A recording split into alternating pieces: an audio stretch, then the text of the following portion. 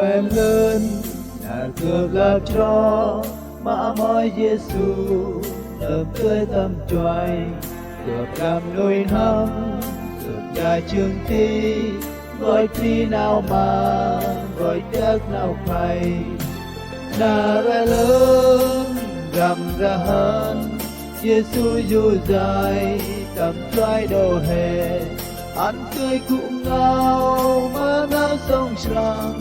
anh lao mưa xăm lá nó mà bằng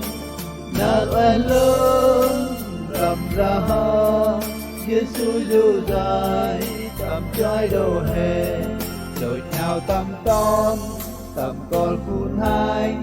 mà quanh Giêsu lập lên mà cùng bằng lòng cướp hâu bằng trả nhiệt quân là những cướp hành là đã cướp tù là ra lớn rằm ra hết Giêsu dù dài tầm choai đồ hè anh tươi cũng ngao mà áo sông sàng anh lao mưa giông ra nó mà bằng nàng oai lớn rằm ra hơn Giêsu dù dài tầm choai đồ hè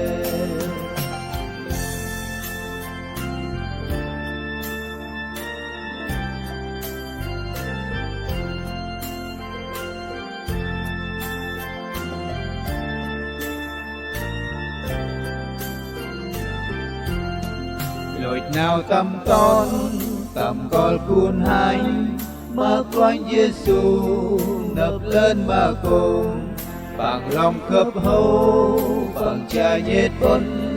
là nhún cướp hành là đã cướp tù là loài lớn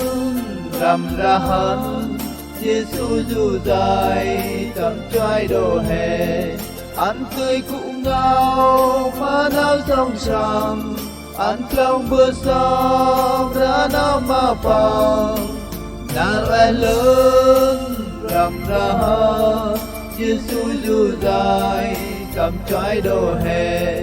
mồ hôm lạ lau mồ hôm clau khẽ ta lẽ cướp vì bao sẽ cho cướp yang cuốn đến Giêsu nó rõ bằng khó ăn que bằng chút ăn quò là ra lớn rằm ra hơn Giêsu dù dài tầm choai đồ hè anh tươi cũng ngao mà áo sông sàng anh lòng mưa giông ra nó mà bằng